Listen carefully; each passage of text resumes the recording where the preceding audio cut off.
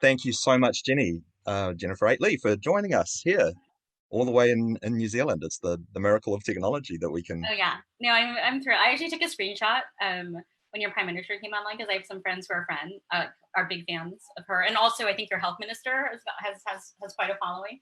Um, and because I'm going to share it with some of my friends that like in an abstract way, I was on a Zoom call with lots of like cool New Zealand people. Yeah, yeah, COVID's celebrity culture, right? Yeah, you guys are Hey, on it.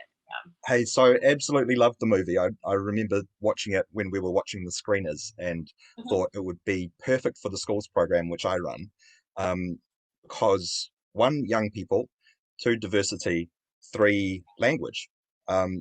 We're very interested in showing a broader worldview at Doc Edge and looking at inclusion, so we don't have this kind of monocultural perspective on the world. And you did such a fantastic job at representing, now that we're in an internationalized global digital culture, how there's much more ability to participate. So I'm hoping you can speak to that a little bit. Yeah. So not only am I the producer or one of the producers of this documentary, I also co-founded an organization called Emoji Nation, which advocates for more inclusive and representative emoji. The motto is emoji by the people for the people, and it basically helps normal people, like as you can see from the documentary, anyone can compose an emoji. It helps them through like a quasi bureaucratic system that is in some ways, and in terms of on behalf of Unicode, one of the most inclusive ways to lobby large technical organizations. So one of the things that we really care about, in terms of Emoji Nation, and anyone can join. I mean, anyone who's out in the audience can Google Emoji Nation, like click on the link and join our Slack and like show up to say if they want to do any emoji proposals that they feel very very passionate about.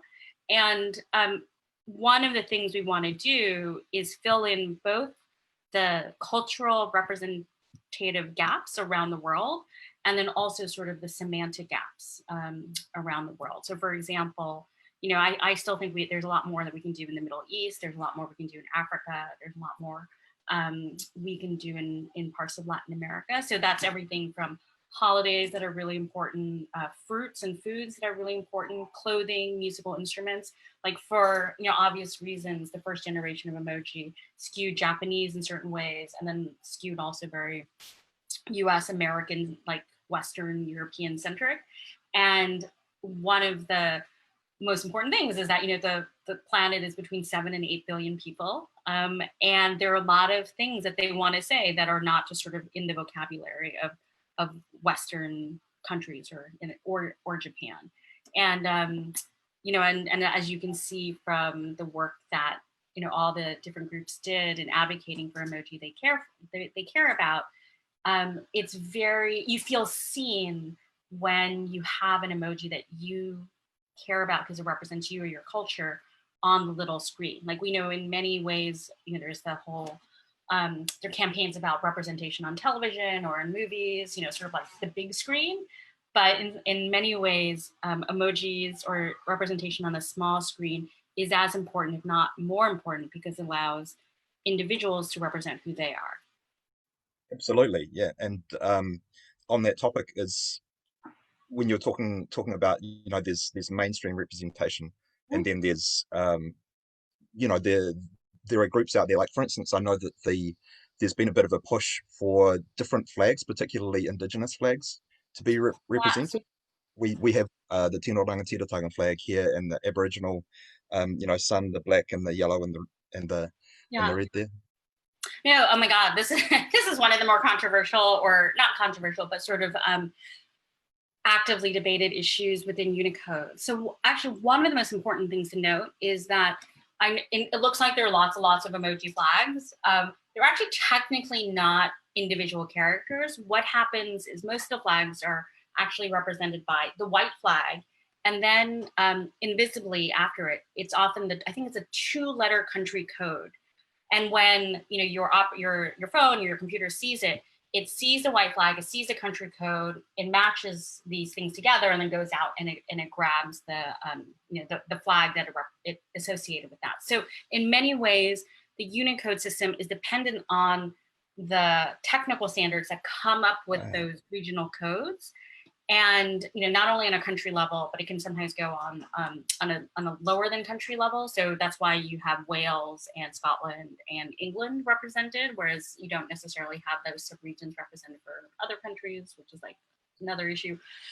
But there are we've gotten many flag requests for regions that don't have those codes, whether or not it's an indigenous flag, or at least in the United States, a lot of Native American cultures and representation don't have these country codes. So it's been a real interesting debate, and it is sort of beyond at this point the scope of what Unicode can handle alone. It has to coordinate with a lot of other standards bodies. But we know a lot of people care. We're very cognizant about that and are thinking hard about it. It's nothing interesting is going to happen in the short term, but we know a lot of the planet cares about seeing a range of flags that are not just nation states. Sure.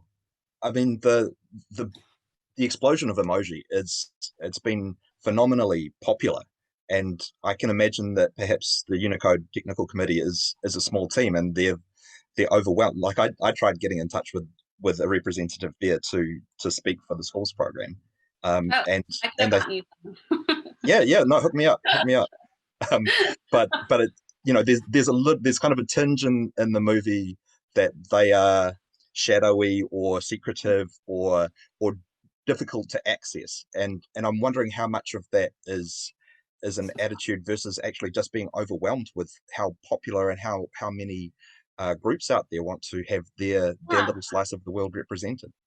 Yeah, so I don't even know if this mentions in the documentary, but I'm actually one of the vice chairs of the Unicode Emoji Subcommittee. I don't know if we actually mentioned that, because I think we wanted to make them seem a little bit more shadowy than they were. So I've been a member of the Unicode Subcommittee for almost 5 years. Is this right? Where are we in June? So I joined in like late 2015, so 4.5 years. That math is right. And so there's the Unicode. There's a Unicode Technical Committee, which is a lot of older engineers who've worked on some of these issues for a long time, plus a smattering of like younger engineers who care a lot about internationalization. And then as part of that, or adjacent to that, there is the Unicode Emoji Subcommittee, and that has like two parts. So one part is representatives from the companies like Apple, Microsoft, Google, Twitter, Facebook. There are probably some other companies in there. And then they're just actually like some normal people who really care about emoji for other reasons. I'm on it. There's another person from Emoji Nation. There are two linguists which are on there, which have kind of brought a really important perspective. We like to bring designers on there. So on some level, if someone is just really passionate about emoji and like is willing to put in the work, they can like get invited, through some maybe secret selection process into the subcommittee and then become involved in that decision making, or at least deliberative process.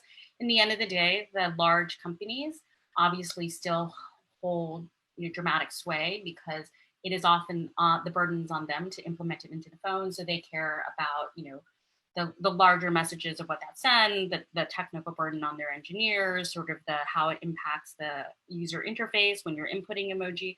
So there's oftentimes like a push and pull. Actually, one of the people on the committee is also the founder of Emojipedia, Jeremy Burge, who's originally from your kind of area of the world. He's from Australia, though now he's in the UK. So there are just like some really normal, passionate people who show up on the emoji subcommittee. And so in some ways, Unicode seems kind of shadowy, but compared to many of the things that technical and technological companies do, in some ways it is very accessible, because anyone can join for $75 as an individual. You don't have the big voting power, but you have the right to be on the mailing list and the right to go to the meetings. Historically, one of the problems is that they had their meetings 3 times a year in Silicon Valley and 1 time a year up at Microsoft, and that obviously was a huge barrier to entry. With COVID, they have, they did the last quarterly meeting online, like through Zoom, and they're going to do the next one online. And I think that actually makes it much more accessible for people who can't travel all the way to Silicon Valley. Sure. So, I mean, what interests me is like where their money actually comes from. Is there a certain component of state funding, of private funding? Is it Yeah, membership based? it's a membership. And how does that affect the decision making process, if you like?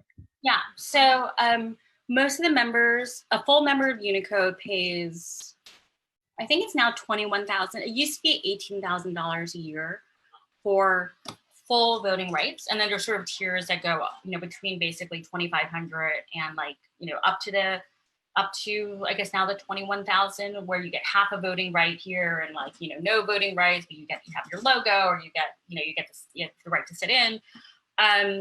And then that money, which is, I'm sure I could pull the tax documents. I'm sure it's basically probably half,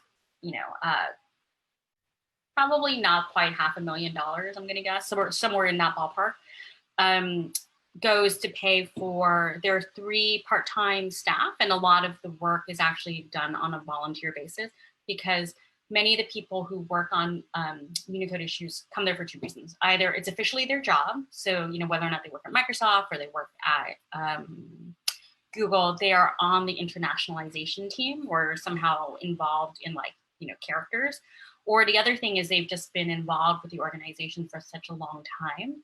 And as they move from job to job, they still take an active role in, deliberating and implementation and whatnot. So it's almost like an extracurricular for some of them.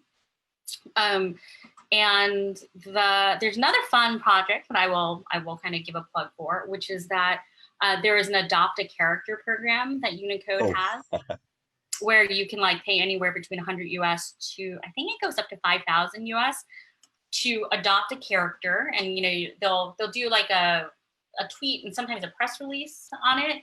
And that money actually goes to support the encoding of underrepresented and endangered and minority scripts. So these are languages that there is not enough of a vendor, like the computer companies themselves or technology companies themselves are not motivated from a financial standpoint to encode.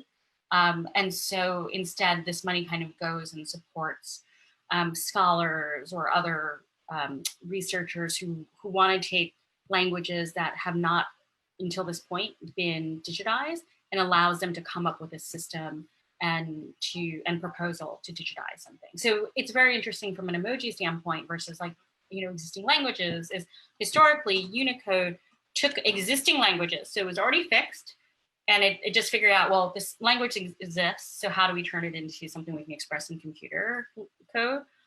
Whereas with emoji, we're kind of making it up as we go along, sort of. We do take some guidance, but this was a very controversial thing when Unicode decided to start encoding emoji, because for a lot of old schoolers, it felt like Unicode was going beyond the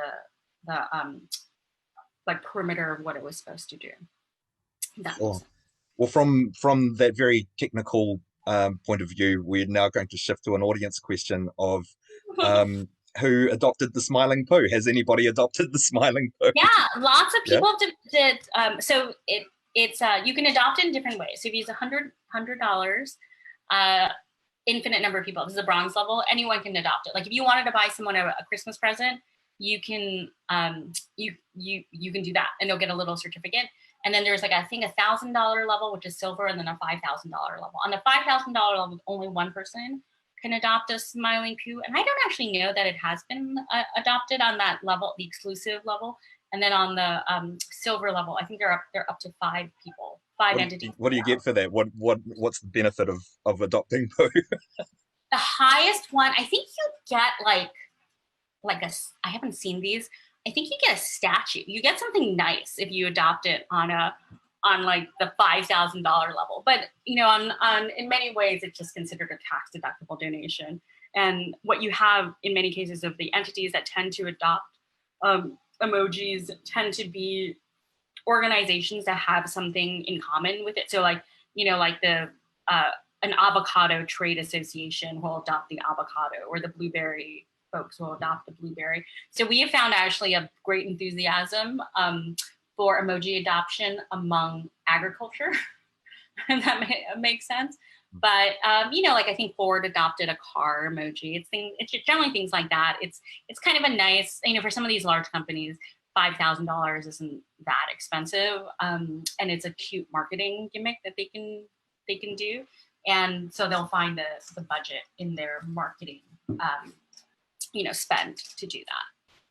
What's your favorite emoji? And did you use emojis before Unicode? Were you on the Nokia phone with the slash Yeah. slash slash arrow kind of So thing?